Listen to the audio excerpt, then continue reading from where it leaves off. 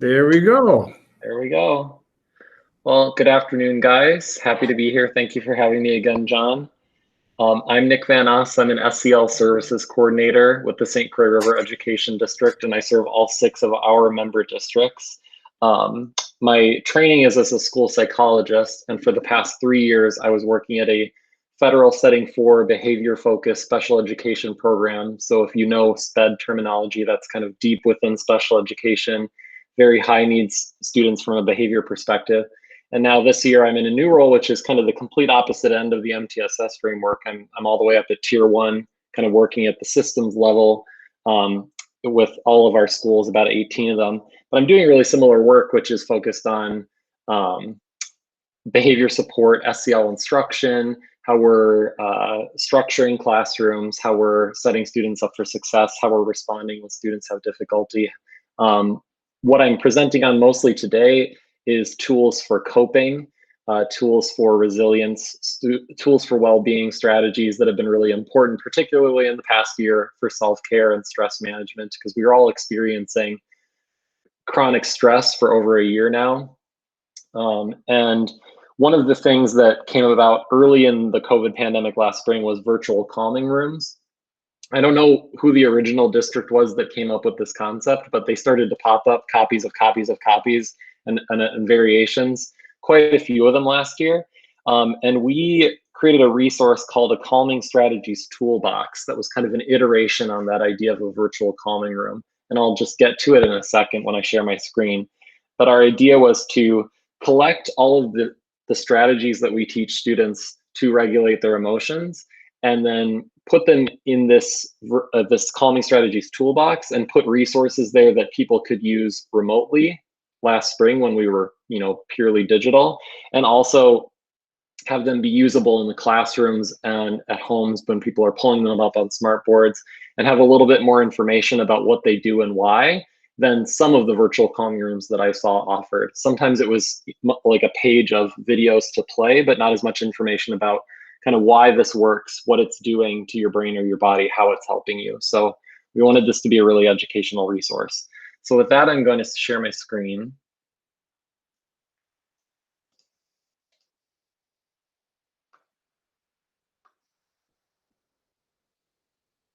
Saw your thumbs up, John. I'm going to assume you can see it. This is our cross-district social emotional learning website. And if anybody from our member districts watches this later, there is a way to get to this website from all of our member district websites. I'm just going to pick on East Central again and just demo. So under parent, staff, or student drop downs on all of our member district websites, there is a SEL resources, SEL, the labels vary, but you click on it and it takes you here. To get directly here, you can use this URL of tinyurl.com/SEL site. And it just directs you directly here.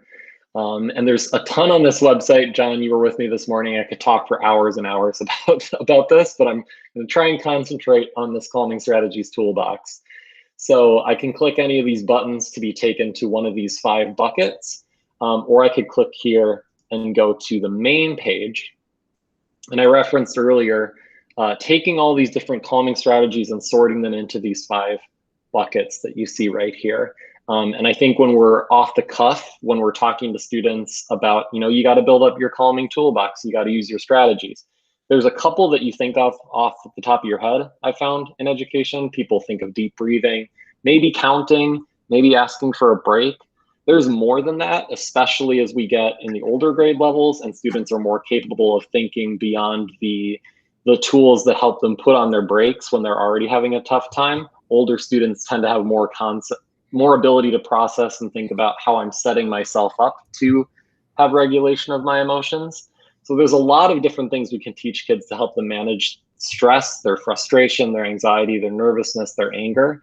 And we wanted to take all of those and not just have a laundry list of like 80 of them. That's where these 5 categories came in, where we feel like we meaningfully kind of grouped the strategies into these 5 buckets here. So there's calm your body, which is strategies that primarily help people slow down their parasympathetic nervous system, their sympathetic nervous system, their sympathetic nervous system, their fight or flight reaction in their body. So with things like deep breathing, things that relax your muscles, for example.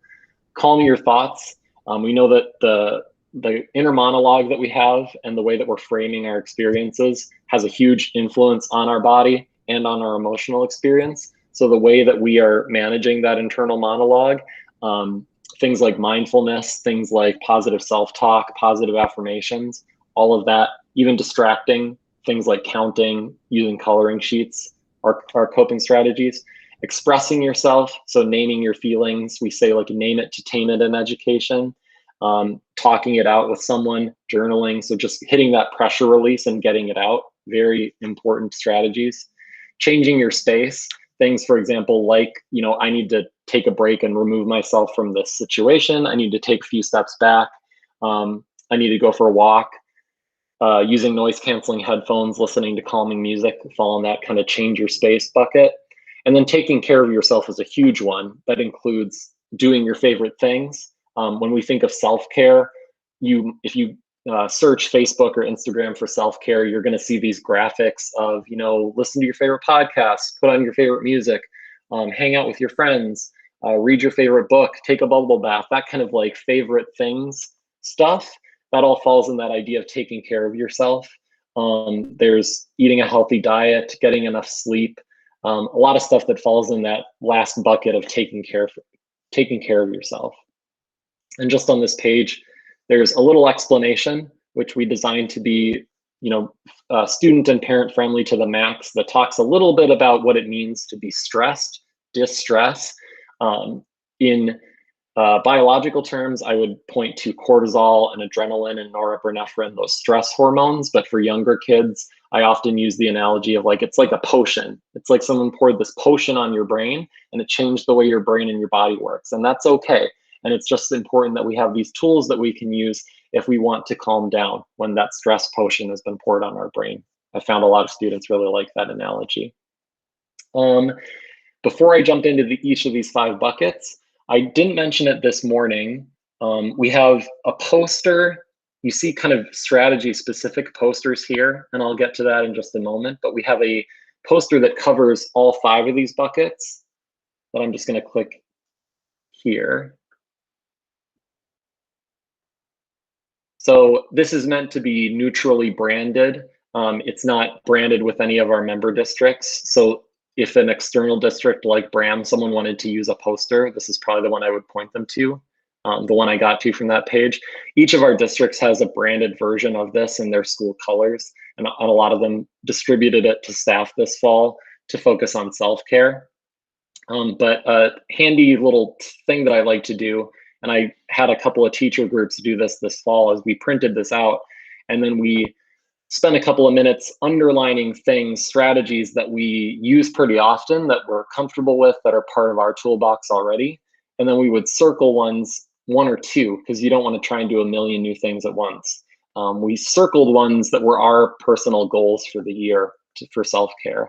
And I think mine were get more sleep, down in take care of yourself, just get enough sleep in the health and wellness part. And express yourself, name your feeling. And I'll get to that in a moment too, how I'm executing that one. But the idea is just to keep building your toolbox and finding the tools that work for you. So jumping back to this page, I'll just click on Calm Your Body. So we have take deep breaths.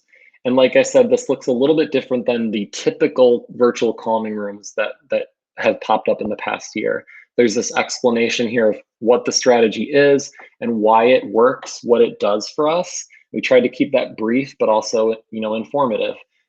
There are links to YouTube videos. If I click this, there's a folder of documents that someone could pull from. There is a poster. Like I said, I would circle back around to these. So these are strategy specific posters, unlike that one I just showed off that was very wordy, that has everything incorporated and mentioned. These are meant to be hung on bulletin boards in the hallway. I've seen a lot of them in classrooms because they're big enough, even on a normal piece of paper, for someone to read them. That's the idea.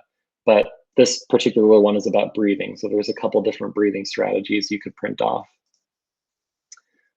Tensing and relaxing your muscles.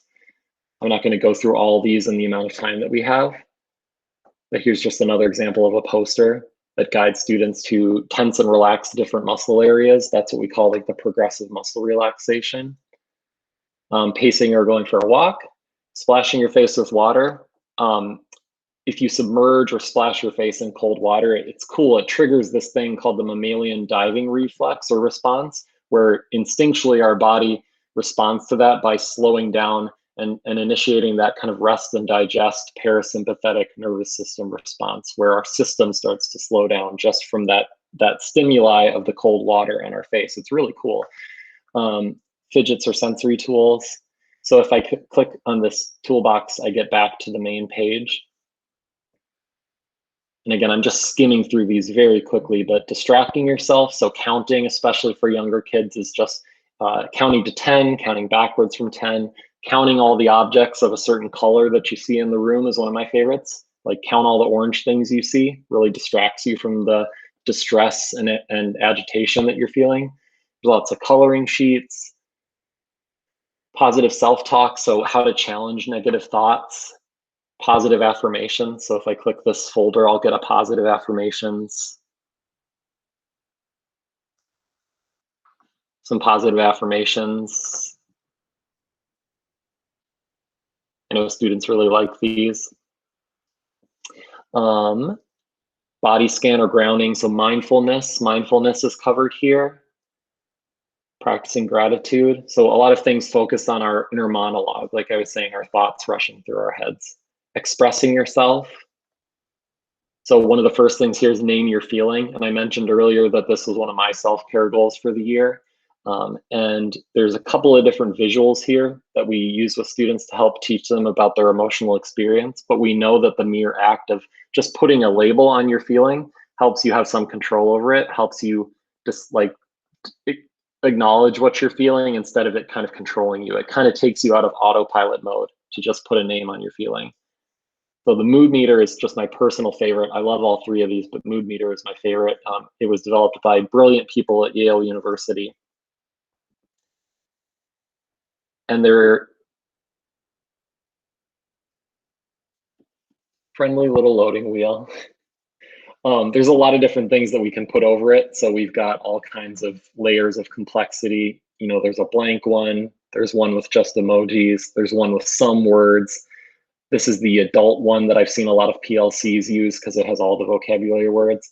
But in short, without explaining this, you know, with energy and with pleasantness, it helps kids understand their emotions. And just from understanding how much energy I have and how good I'm feeling right now, it can help me learn vocabulary words and what they mean without even reading the definition. So it's a fantastic tool. And my personal self-care goal is trying to use this at least once a day, but it's like a really quick thing to do. And talk it out. There's a poster here with reminders to talk to friends or counselors or coaches, the adults in your life, if you need to hit that pressure release. But there's also the crisis talk or text services that we want students to be aware of. So this is a great poster for those bulletin boards, for example. Writing it out, there's some journal prompt resources in there. Again, I'm just zooming. Change your space. So walk away and take a break. I'll just click on that one. This poster, there's a reminder, and this would be good to hang in a classroom. Reminding students, you know, raise their hand. Excuse me, can I take a break, please? Changing your audio. There's some, you know, calming music right here. We also have a poster just reminding students. I've worked with a lot of students who use noise canceling headphones, for example. So the second poster is just about noise canceling headphones. And finally, taking care of yourself. So this is where I talked about doing your favorite things, the bubble baths, the listening to podcasts, good books, hanging out with your crew, spending time with the people who help you relax, and then all other areas of health and wellness. So physical wellness, for example, where we are exercising, eating healthy, getting enough sleep. So that is a zoom through all of those. I think the last thing I talked about this morning, John, was just looking at the curriculum, because this resource can be used in all kinds of ways, this toolbox. I know some of our districts have linked students directly to it. You know, in one of our districts, they had middle school and high school students. They have a link to this on their Chromebooks. So that's one of like the primary links they see when they open up their Chromebook. So they can use it in and out of school. We try and communicate with parents about it. This is just as much for educators and adults and parents as it is for students. The strategies are the same. So there's a lot of self-care to this as well as taking care of the kids. And so it's used in all those ways. It's used pulled up on smart boards. You know, if we're coming back from lunch or recess and we need to calm down, you could pull this up and click on one of those videos and do some breathing exercises in 2 minutes to cool our jets and help us reset so we can learn. So there's all those little ways throughout the day that this can be utilized, but we do have resources for actually teaching what each of these things are in a more engaging way than just pulling up the website. So I'll just go to our Be Good People curriculum. I'm just going to model that again. Educators, Be Good People curriculum. And we've got kind of a core tier 1 version of this and then an intervention version. I'm going to click the core tier 1 version for middle schoolers, and using calming strategies is the lesson that I wanted to pull up.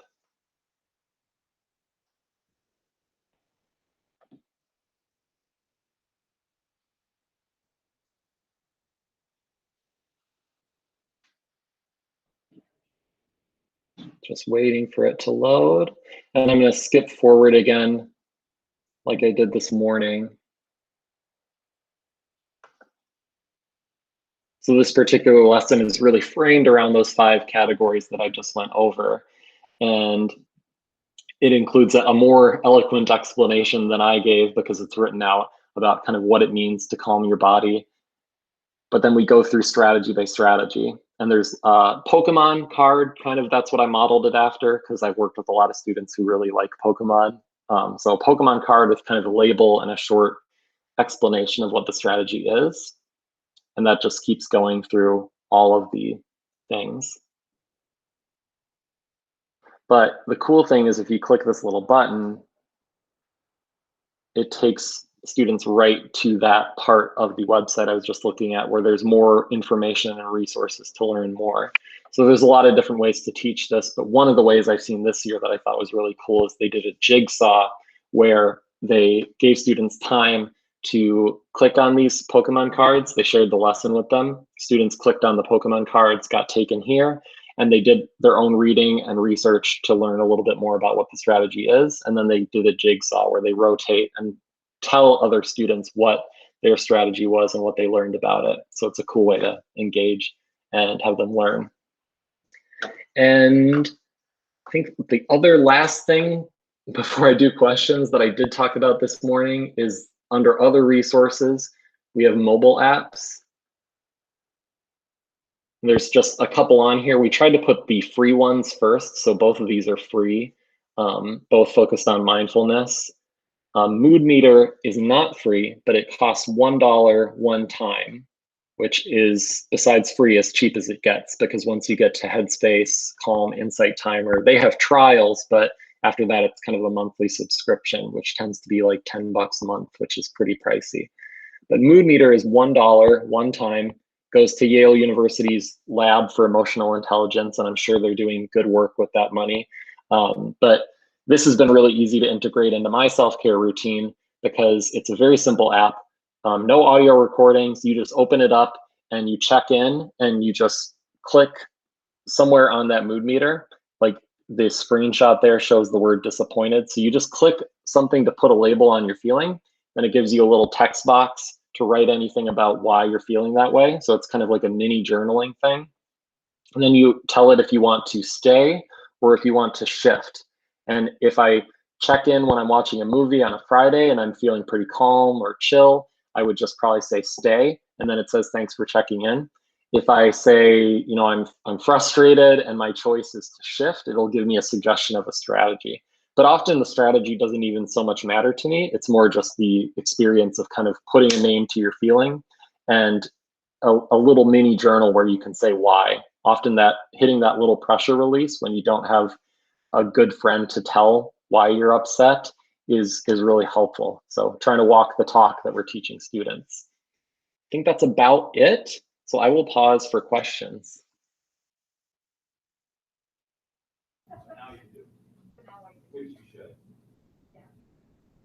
Can you get that unmuted there, ma'am?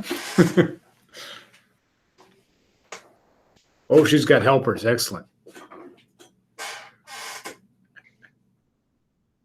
And a cursor. There you go.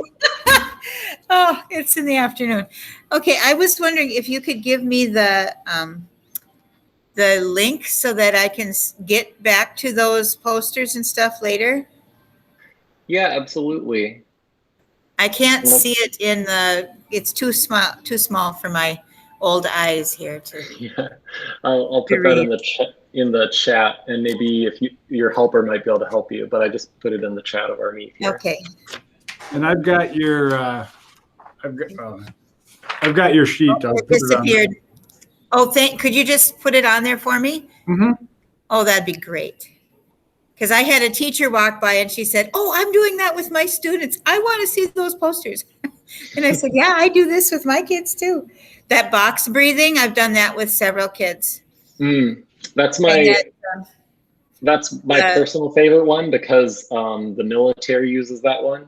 And I've worked with a lot of particularly middle school boys who are kind of reluctant they think it's, not cool to do the breathing stuff. And when I said, oh, the Navy SEALs do this, they're a little bit more bought in. And that 5 steps, the colored column thing, we do that too.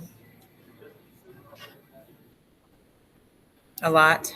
In fact, we've copied off so many so that they could have it in their pockets, 5-point scale. Yeah, 5-point scale. That's a good tool. Yep. What was the tiny URL again, Nick? tinyurl.com /SEL site. SEL site. That was it. That takes you to the whole website. I have another tiny URL that, John, if you want to write down, tinyurl.com/calming strategies toolbox. That one's a little longer, but it does take you to that whole thing. Good. I'll share my screen again. That's one thing that we tried to do is get people back here. So this big poster that I showed that has everything, there's that link in the bottom right. Oh, yikes, that's tiny. Yeah. So if I print this out on a piece of paper, it's not so tiny. It's not so tiny, but it helps people get back to the main online part. And all of these strategies about the specific ones, they all have that same link in the bottom right corner. So we print those out. It helps get parents and students back to the online part where they can learn more. All right. Thank you so very much. You're very welcome. Very, very good. One of the things that my the special ed teacher that I work for last year, she had bucket fillers. And she had these little metal buckets that she would hang on the wall. And then in the morning, they would write little slips of paper to whoever they wanted to in the class about something that they liked about them, or, I like your smile, or you're good at this. And then they'd roll it up and they'd stick it in the bucket so that the student could read it later on. That was really fun. It's funny you mentioned that because I'll screen share one more time. I'm going to put a plug in for our podcast. My team and I do a weekly podcast. We started that this year, just trying to trickle out some good information given how we started the year and got into remote pretty quick. But under educators, slice of SEL, we just did an episode where we were talking about, we have it on the different podcast services, but it's on YouTube. We just did an episode, 25 ideas for SEL throughout the day, and that was one of them. We literally talked about the metal buckets and the bucket fillers. We actually do a little segment for about 2 minutes at the beginning of every episode about what's filling our buckets, because we believe in that one a lot. It's a really great ritual. Yeah, it is. We had buckets for the office ladies and the kitchen ladies and the janitors, and then the kids got to bring those slips of paper to those people too, so it was not just in the classroom. It was really fun. Oh, wonderful.